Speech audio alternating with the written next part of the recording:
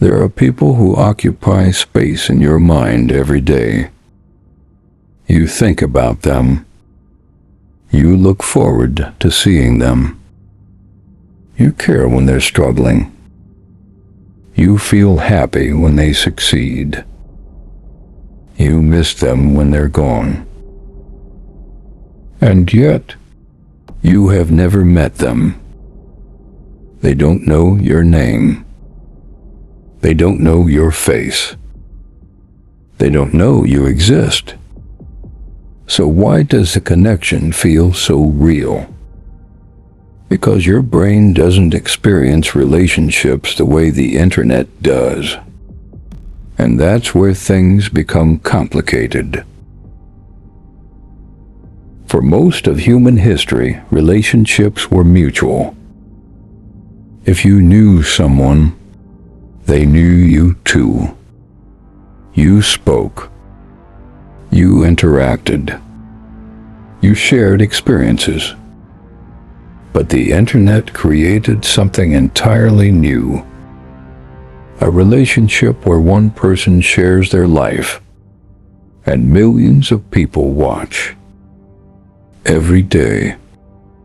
For years. You hear their voice. You learn their habits. You know their opinions. You watch them laugh, cry, struggle, grow, and slowly, a feeling of familiarity begins to form. Here's the strange part. Your brain evolved long before social media, long before YouTube, long before live streams. It was never designed to distinguish between someone physically present and someone repeatedly present on a screen. Because from the brain's perspective, familiarity often equals connection. The more often you see someone, the safer and more familiar they begin to feel. And familiarity is one of the foundations of attachment. Many creators share deeply personal moments. They talk about relationships, childhood experiences, fears, failures, mental health struggles, things normally reserved for close friends. And when someone repeatedly reveals personal details, your brain interprets that as trust. The problem is, it feels like a conversation, but it's not. It's intimacy without reciprocity, connection without participation, a relationship that only exists in one direction. This is where the topic becomes uncomfortable, because parasocial relationships aren't only about creators. They're also about unmet emotional needs. When people feel isolated, disconnected, misunderstood, lonely, the brain naturally searches for connection. And online personalities can begin to fill emotional spaces that real relationships once occupied. Not because people are weak, because humans are wired to attach.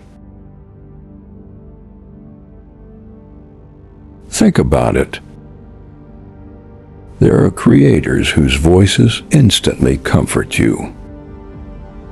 People whose content becomes part of your routine. People you feel like you've known for years. You know what makes them laugh. You know their stories. You know their personality. And over time, they begin to feel less like strangers and more like friends, even though the friendship only exists from one side. This is where emotional attachment grows. You begin caring about their relationships, career, happiness, success. You celebrate their wins. You feel disappointed by their mistakes. You worry when they disappear.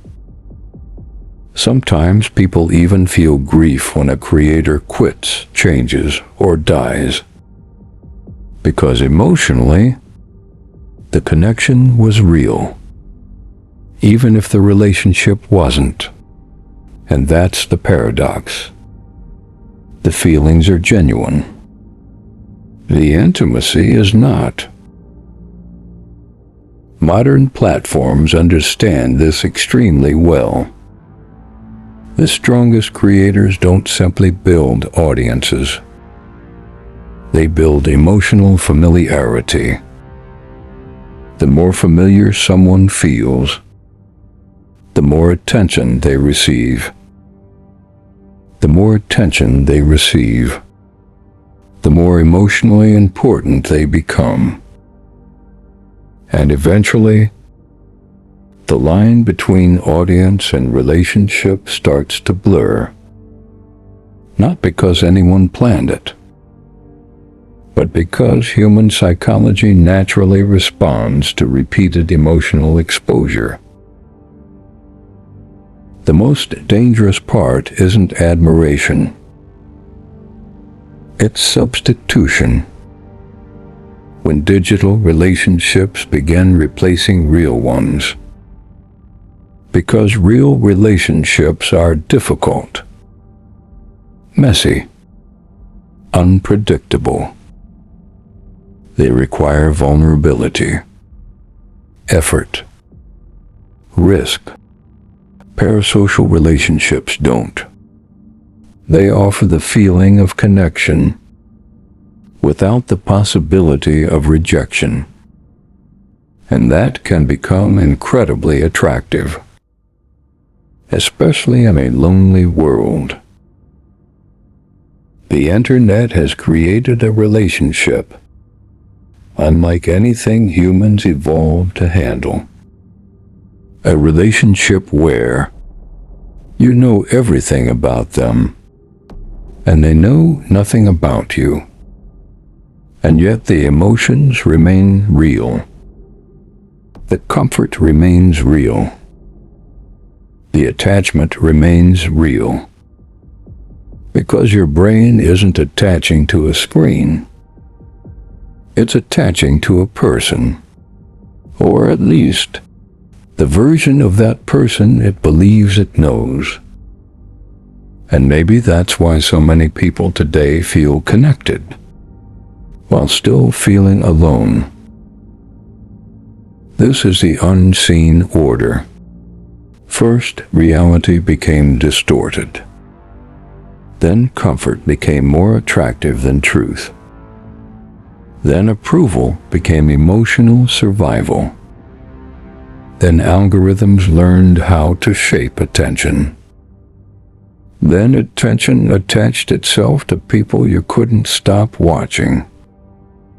And now, some of the most important people in your emotional world don't even know you exist. Subscribe. You don't want to miss the next one.